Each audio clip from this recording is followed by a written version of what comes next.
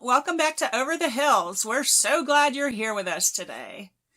One of the questions we get asked all the time as full-time RVers is, how do you get your mail when you don't have a permanent address? Well, today we're pulling back the curtain and showing you exactly how we do it, from forwarding services to package deliveries and everything in between. So whether you're just starting out on your RV journey or you've been on the road for a while and want a smoother system, we've got tips, tools, and a few lessons learned the hard way, just for you. Let's get into it.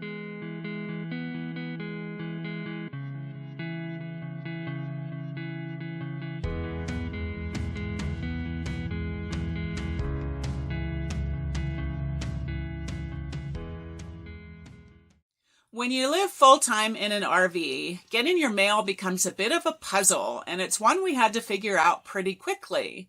Unlike having a fixed address, we're constantly on the move. That means we can't just have a mailbox at the end of the driveway, and we can't risk missing something important, like personal mail, birthday and Christmas cards, stuff from our bank, and our credit cards. Government documents like taxes, voter registration, and vehicle registration. Health insurance, car insurance, and trailer insurance. And of course, online orders and packages. Missing something critical like a tax notice or a health insurance card can really cause problems. That's why it's so important to have a reliable way to receive, track, and forward your mail no matter where the road takes you. So let's walk you through what we use, how it works, and some other options you might want to explore. Before we could figure out how to get our mail, we had to answer a bigger question. Where do we legally live if we don't have a house? That's where your domicile state comes in. Your domicile is your legal home base, the state where you're registered to vote, where your driver's license is from, where your vehicle is titled and insured, and where you file your taxes. This decision affects a lot more than just mail. Things like income tax, vehicle registration fees, insurance rates, and even health coverage can vary from state to state. Popular domicile states for RVers include Texas, Florida, and South Dakota. These three are favorites among full-time RVers because they have no state income tax, they're RV friendly, and they make it relatively easy to establish residency. For us, we chose Arizona as our domicile, and we use Anytime Mailbox to handle all of our mail. It acts as our official address, and we'll explain how that works in just a second. We chose Arizona as our domicile because we spend several months during the winter in Arizona, so if we ever needed to fix anything, we're right there to do it. When you pick a mail forwarding service, you're usually also choosing your domicile state because the service address becomes your legal address for pretty much everything from bank accounts, insurance policies, taxes, and more. So before you set up mail forwarding, make sure you've chosen the right domicile state for your lifestyle, budget, and personal needs. It's the foundation for everything that follows. As a personal note, you want to set up your mail forwarding service before you get on the road because they're going to ask you to fill out a form that lists your current mailing address, and your driver's license needs to match the address you're listing on the form. After your digital mailbox is set up, then you can go about changing your driver's license, registration, and so forth. All right, so now that we've got our domicile set and our mail forwarding service in place, here's how our personal mail system works, step by step. So we use Anytime Mailbox. All of our mail gets sent directly to the address they gave us, and that's our official address on everything from bank accounts to driver's licenses. Every time something new comes in, we get an email notification. They scan the outside of each envelope and upload the image to our online dashboard so we can see exactly what arrived.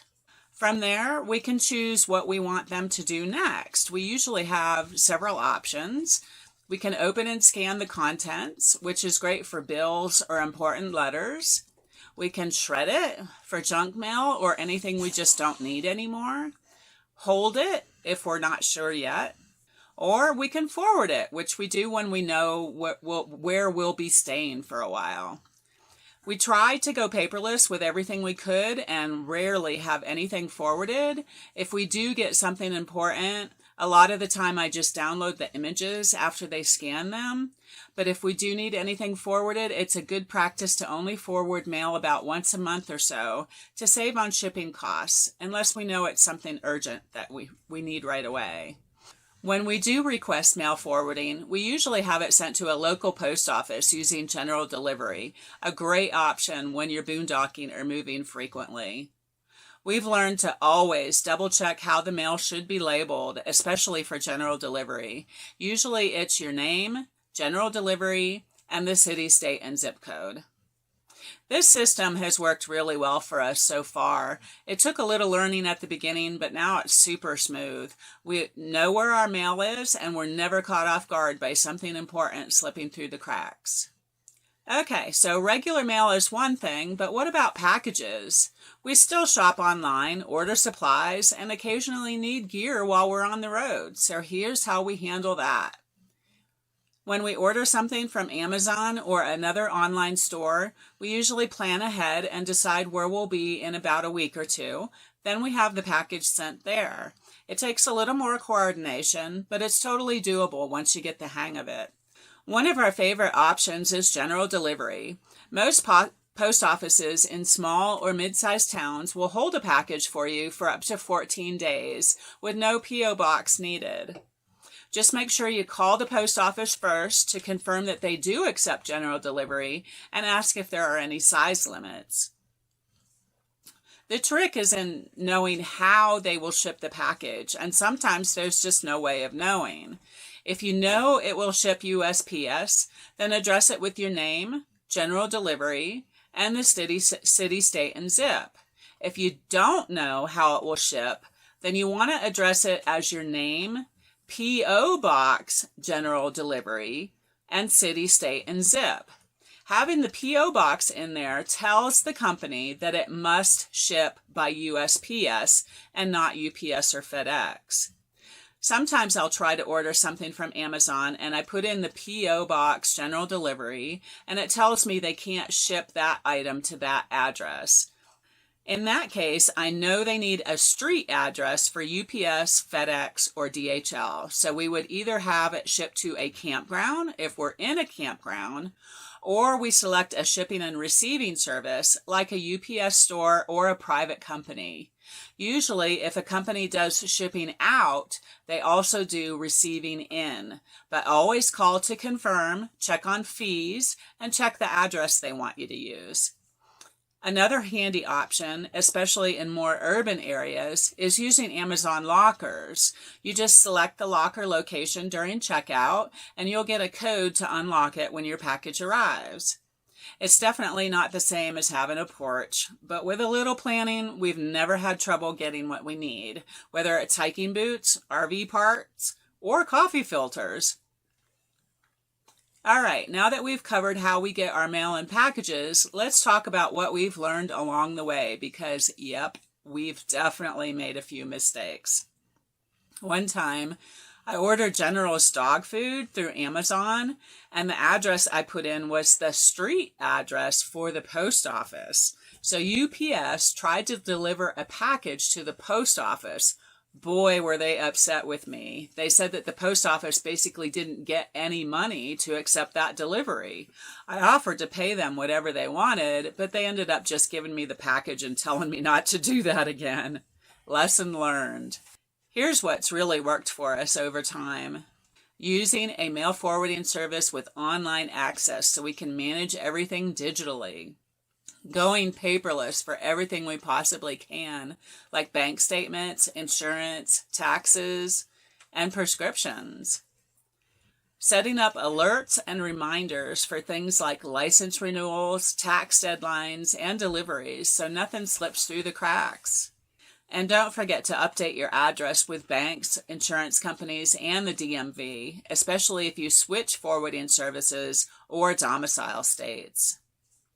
And here are a few safety tips to keep in mind when you're doing sensitive things online. If you're using public Wi-Fi to access your mail dashboard, make sure you use a VPN. Set up two-factor authentication on your accounts, especially for anything tied to your identity or finances. And never post your exact travel schedule online. It might seem harmless, but it's safer to share after you leave a location. Getting mail on the road takes a little effort, but it's absolutely manageable. We've found a rhythm that works for us, and it keeps us connected without feeling tied down. Before we wrap up, we want to quickly mention a few other popular mail options for RVers because the best system really depends on your travel style. First up is Escapee's RV Club. They've been serving RVers for decades and offer a solid mail forwarding service out of Texas, Florida, and South Dakota, which are all great domicile states. They're ideal for full-timers and long-term travelers who want the backing of a big RV community. Bonus, you also get access to their campgrounds and discounts. DakotaPost is another great option, especially if you're considering South Dakota as your domicile. Their customer service is well reviewed, and they offer both physical and digital mail handling. They're a solid pick for snowbirds or part-timers who need dependable scanning and forwarding, but don't want a bunch of bells and whistles. If you're more of a digital nomad or minimalist traveler, Anytime Mailbox might be more your speed, and this is what we use. They offer virtual mailbox services with street addresses in hundreds of cities around the country. These are great for part-timers, weekend warriors, or folks who don't need a permanent domicile address tied to their mail, since not all of their locations can be used legally for residency. We always recommend reading reviews, checking what services each one offers, and making sure they support the type of travel and lifestyle you are aiming for. So that's how we handle mail while living full-time in our RV, from choosing a domicile to forwarding services and even getting Amazon deliveries on the road. It's all totally doable once you've got a system. Got questions about RV mail or want to share what's worked for you? Drop a comment below. We'd love to hear from you. And if you found this video helpful, go ahead and give it a thumbs up, subscribe to our channel, and hit that little bell so you don't miss any of our upcoming travel tips. And check out the description below for links to the services that we mentioned. Thanks for watching Over the Hills. See you in the next adventure. Bye-bye.